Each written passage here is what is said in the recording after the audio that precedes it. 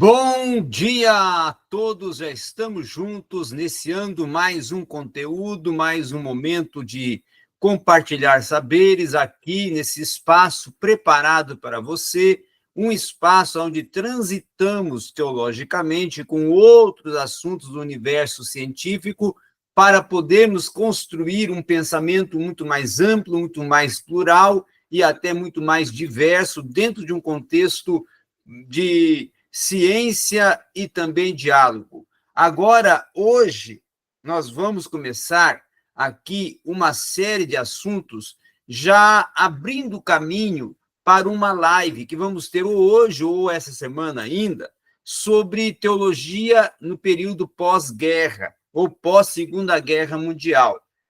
E certamente esta temática será tratada em uma live ainda hoje, se possível, à noite, ou no transcorrer da próxima semana, e será feita com o professor Vinícius Galo, que é historiador e teólogo também. Então, nós teremos essa oportunidade de trabalhar esse assunto nesta semana.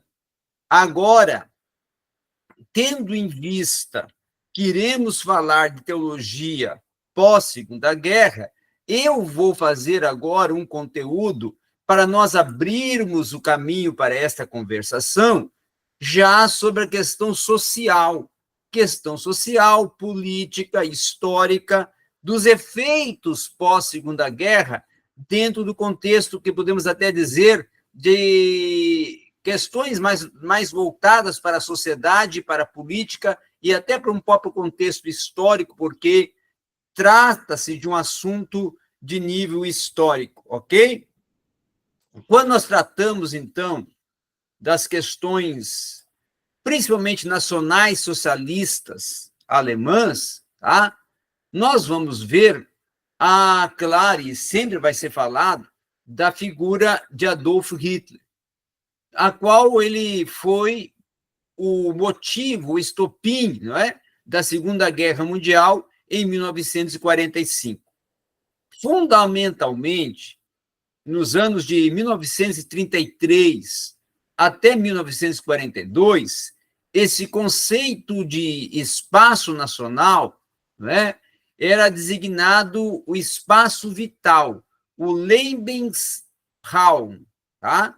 Tornando até esse aspecto denominado de maldito pelos estudiosos até da própria geopolítica e pelos que mais ou menos, até de uma forma direta, tiveram de, vamos dizer assim, arrastar ou sofrer ou até ficar totalmente desconexos do mundo social com os efeitos decorrentes à tentativa até de uma execução que muitos estavam sendo condenados à execução, certo? Então, por isso, ficavam em um estado de total apreensão e temor constante, porque eram considerados ameaças para a estabilidade política e, com isso, eram condenados. Então, a reivindicação do espaço vital, ela constituía, nesse aspecto, um fato de, podemos dizer assim, um terceiro programa de um partido nacional socialista alemão que alargava-se concretamente esses três vetores, especificamente, tá? Quando eles eram tratados dentro de um mesmo programa. Primeira questão, nós poderíamos colocar até que surgem três caminhos ou três nortes e direções desse espaço vital.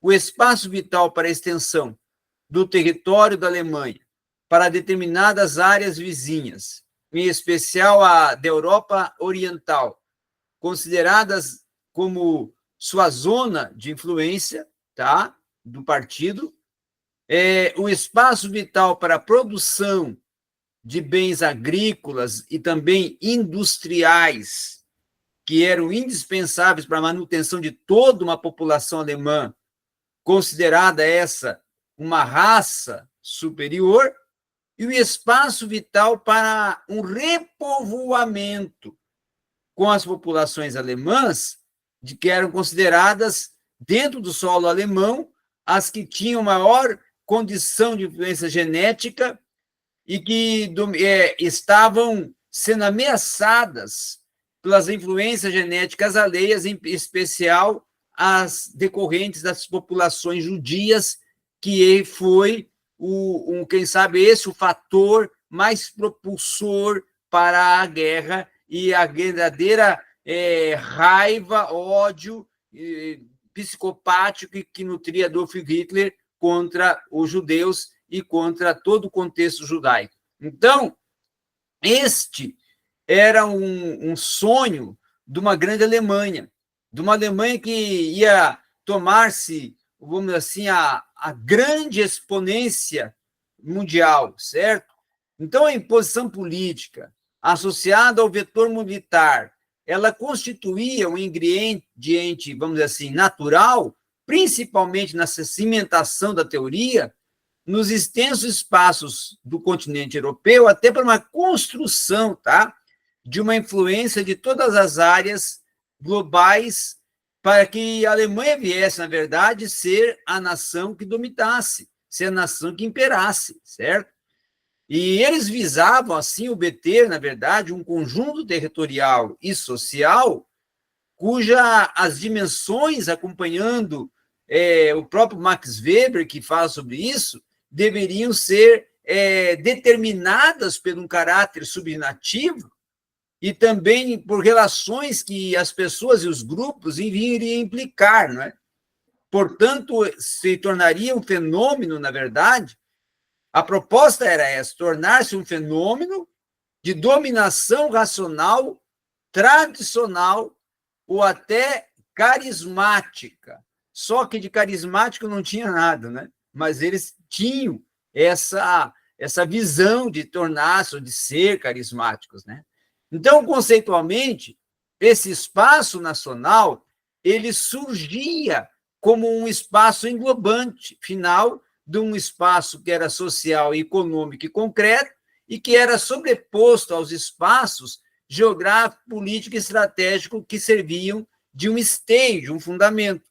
E aí, esse espaço geográfico, ele se constituía, de fato, a base em que todos os outros espaços assentavam.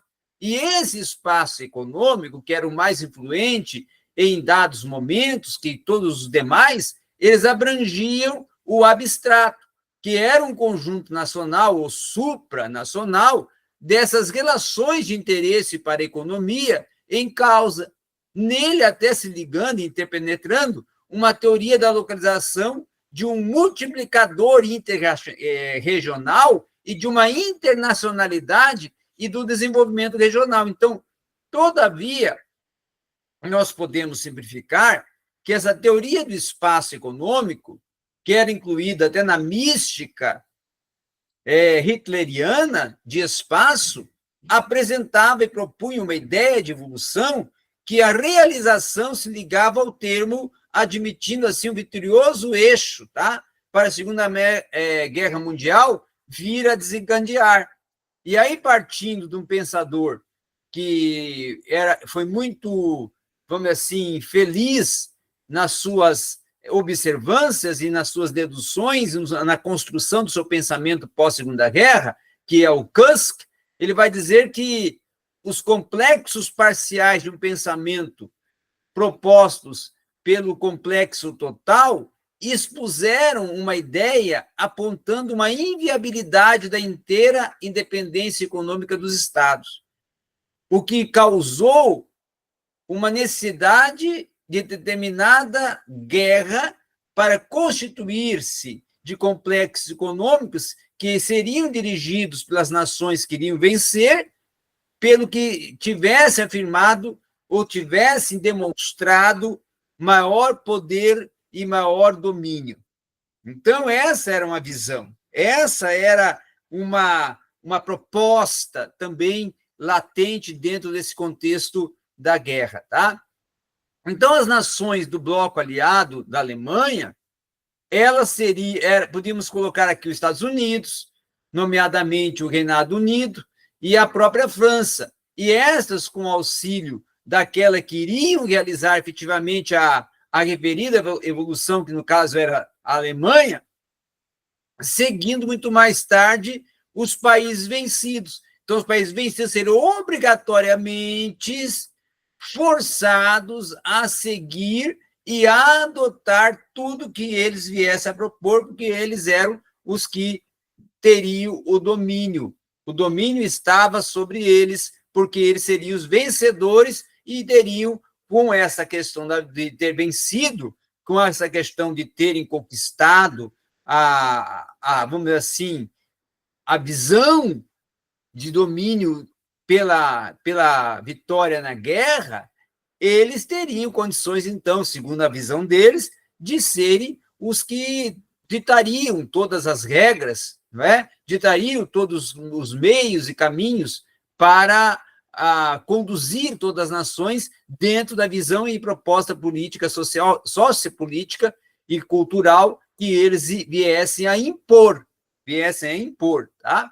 Então, o próprio Estado alemão, ele demonstrou com as suas intervenções preliminares da própria Segunda Guerra Mundial um espaço que era reputado e necessário às populações de uma nação que trabalhava em cima de uma expressão que admitia qualidades para a própria instalação e para a própria imposição de meios, de pessoal e de materiais disponíveis, ou até para prover essas necessidades particulares e coletivas da própria defesa, que era construída pela utilização de ações diretas e indiretas de todos os domínios, e caracterizava com isso uma violência generalizada que deveria esta ser afastada.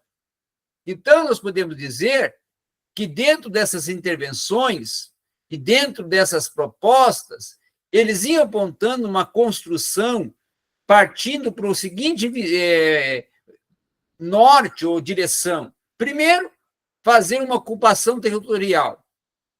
E para fazer essa ocupação territorial, a proposta era a guerra, a violência, que era a única forma para eles ocuparem todos os espaços que queriam ocupar. Segundo, uma ação política de domínio e de ditadura. Ditar as ordens e impetrar as ordens que queriam a nível mundial. Ação de expansão econômica, se tornarem os mais potentes economicamente da Terra. Ação de expansão ideológica, nutrirem e conduzirem a cultura e a ideologia, ou seja, o pensamento de todos os grandes eixos, vamos assim, da Terra, para que a cultura e a ideologia deles é que viesse a prevalecer. Então, para além da primeira modalidade, de que essa movimentação de agentes e que essa característica até subjacente a qualquer que fosse a possibilidade de uma materialização pelo recurso e pela própria instalação da população própria, ou até dentro dessas questões, a primeira modalidade ela estaria, no entanto, praticamente fora de moda, mesmo até dos países do denominado terceiro mundo.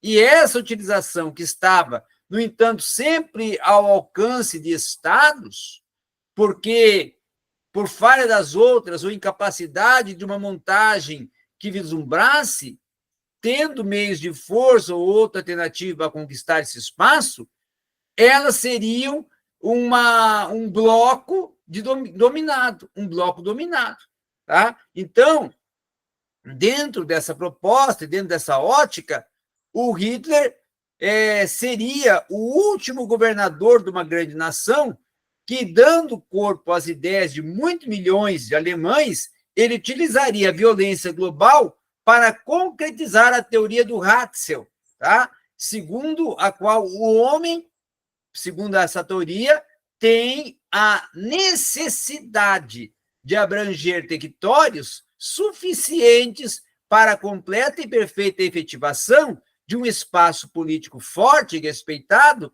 propalando, assim, ao mesmo tempo, uma superioridade da raça alemã e da própria Alemanha. E, para isso, se utilizando de eficientes e estruturas bélicas e até de todo meio de articulação para poder conquistar os seus ideais, tá? Então, dentro dessa proposta, dentro dessa visão, o contexto todo da teoria alemã, certo? De espaço, continuou a ser, de uma forma efetiva, explorado por muitas potências na mira de virem também a se projetarem economicamente no mundo do pós-guerra, tá? Se defenderem aos seus eventuais aliados no espaço realizado, tá? Se imporem ideologicamente, tá? Se imporem e se oporem à ideologia ou ideologias que fossem contrárias às suas e desenvolver um conjunto político e estratégico que viesse a se encontrar integrados, tá? Então, foi-se um desenvolvimento, na verdade, fora e dentro da Alemanha, partindo para uma aplicação das teorias, denominada teoria dos complexos, que era referidas relativamente a uma reestruturação sociopolítica econômica do próprio globo terrestre no período a seguir Segunda Guerra Mundial. E esses eram, então, os focos centrais da sociedade, das nações, da política, das ideologias, no período pós-Segunda Guerra. Então, o pós-Segunda Guerra foi um momento de uma reestruturação de domínio, aonde as grandes nações, as grandes potências, que aquelas que se mantiveram fortes pós-Segunda Guerra, queriam ser as propositoras de tudo.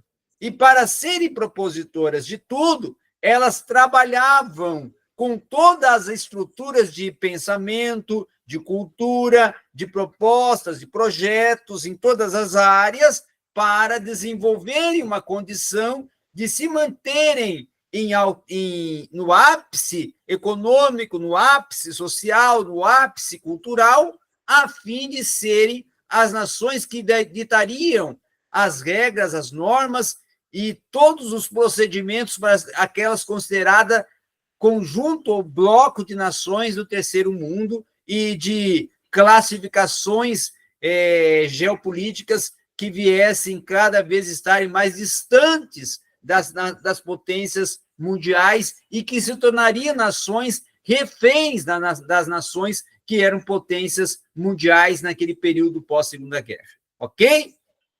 Essa, então, foi uma proposta de um conteúdo para nos trazer um mapeamento sociopolítico deste momento pós-Segunda Guerra Mundial.